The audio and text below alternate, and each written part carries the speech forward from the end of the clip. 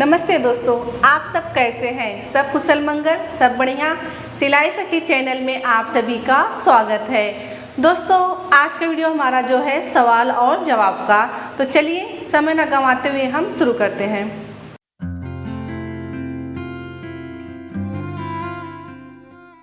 पहला कमेंट है कुसुम राज जी का। इन्होंने कमेंट करके पूछा है, मैम किसी भी साइज के कटोरी ब्लाउज बनाने के लिए उसका ड्राफ्टिंग पेपर पर करनी होगी, सबसे पहले प्लीज़ बताएं।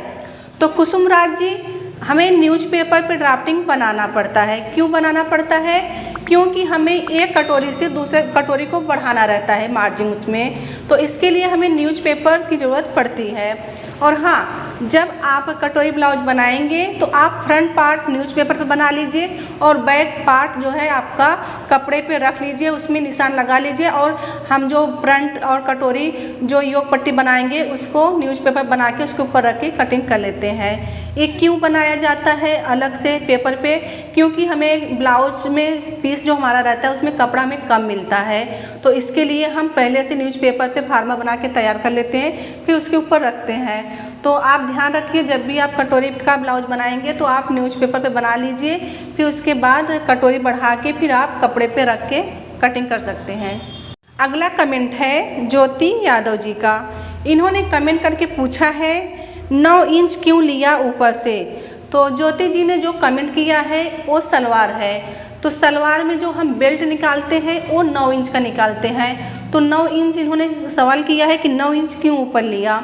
तो देखिए, जब हम सलवार का ड्राफ्टिंग बनाते हैं तो उसकी लंबाई जो लेंथ होती है तो उसके लिए हम ऊपर से 7 इंच मार्जिन छोड़ के उसके बाद लेंथ लेते हैं। और हाँ, अगर जो हम बॉटम पट्टी होता है नीचे, अगर हम उसी में लगाते हैं तो उसमें हम 2 इंच मार्जिन बढ़ा लेते हैं, और अगर अलग से लगाते हैं तो 1 इंच मार्जिन बढ़ाते हैं, क्योंकि आधा इंच जब हम बेल्ट जॉइंट करते हैं आधा इंच हमारा नीचे मोड़े में जाता है। तो देखिए, जो हमने 7 इंच मार्जिन ऊपर से छोड़ते हैं तो हम 9 इंच का बेल्ट निकालते हैं। तो 1.5 इंच हमारा फोल्ड होता है नाड़ी बनाने के लिए और आधा इंच हमारा फोल्ड होता है जो हम प्लेट से बनाए रहते हैं उसमें जॉइंट करने के लिए। इसके लिए हमने 9 इंच लिया बेल्ट के लिए। अगला कमेंट है स्नेहा केसरकर जी का। इन्होंने कमेंट करके पूछा है, मुझे कटोरी ब्लाउज का 40 मेजरमेंट कैसे लेने का है? तो स्नेहा जी का कहना ये था कि हमारा कमेंट आप पढ़ते नहीं हैं। तो स्नेहा जी, तो आपका कमेंट हमें दिखा नहीं, उसके लिए हम माफ़ी चाहेंगे।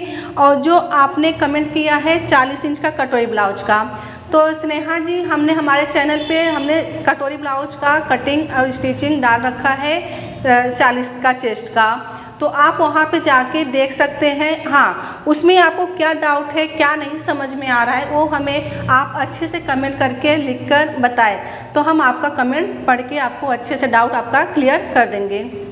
अगला कमेंट है अरुण सिंह देव जी का। इन्होंने कमेंट करके पूछा है, मैम आप बहुत अच्छा बताते हैं लेकिन मुझे स्लीव्स कट करना नहीं आता और कटोरी काटना भी नहीं आता। मैम प्लीज़ मुझे बताइए ना, मुझे बिल्कुल भी नहीं हो पा रहा है। तो अरुण जी, आप हमारे चैनल पे आने के लिए और आपको हमारा चैनल बहुत पसंद आया, उसके लिए बहुत बहुत धन्यवाद।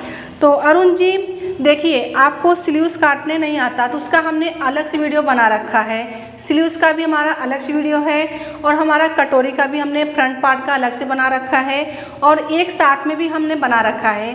तो आप धीरे धीरे देखिए, कोई भी चीज़ हम जब करने जाते हैं तो पहले मुझे बहुत कठिन लगता है। कोई भी काम हम शुरू में करते हैं तो हमें कठिन लगता है। जब उसको वही काम के पीछे हम पड़ जाते हैं कि हमें ये काम करना है, तो धीरे धीरे आप प्रैक्टिस करते रहिए और आपको आ जाएगा। और अगर आपको कहीं डाउट लगता है तो आप हमें कमेंट करके ज़रूर पूछें, तो आप प्रैक्टिस करते रहिए। अगला कमेंट है मोहम्मद अशरफ जी का। इन्होंने कमेंट करके पूछा है, hello ma'am, arm hole cutting करने का अलग अलग तरीका है क्या? किसी और चैनल पर दूसरा तरीके से काटते हैं, तो मैं बिगनर्स हूँ, मेरा प्रॉब्लम जो है वो सॉल्व कीजिए। तो अशरफ जी, देखिए, सभी चैनल वाले अच्छा बताते हैं, उनका बताने का तरीका बहुत ही अच्छा है। और हाँ, आपको जिसका तरीका अच्छा लगे आप वो तरीक़ा से प्रैक्टिस कीजिए तो आपको आ जाएगा। जब आप सीख जाते हैं तो आप अलग अलग तरीके से आप बना सकते हैं। तो देखिए, आप प्रैक्टिस जितना करेंगे उतना ही आप परफेक्ट होते जाएंगे। अगला कमेंट है अन्या सिन्हा जी का। इन्होंने कमेंट करके पूछा है हमको सब्यसाची ब्लाउज का ड्राफ्टिंग 38 साइज या कोई भी साइज का प्लीज़ दीदी, किसी का भी ट्रिक हमको नहीं आता है, आपका ट्रिक हमको जल्द समझ में आता है। तो अन्या जी आपके इस प्यारे शब्द के लिए बहुत बहुत धन्यवाद। तो अन्या जी इस हफ्ते आने वाली वीडियो में हम आपको सब्यसाची ब्लाउज का ड्राफ्टिंग बताएंगे, तो आप हमारे साथ जुड़े रहें। अगला कमेंट है सुजीत कुमार जी का। इन्होंने कमेंट करके पूछा है आस्तीन हमेशा 6 इंच लेनी होती है क्या मैम?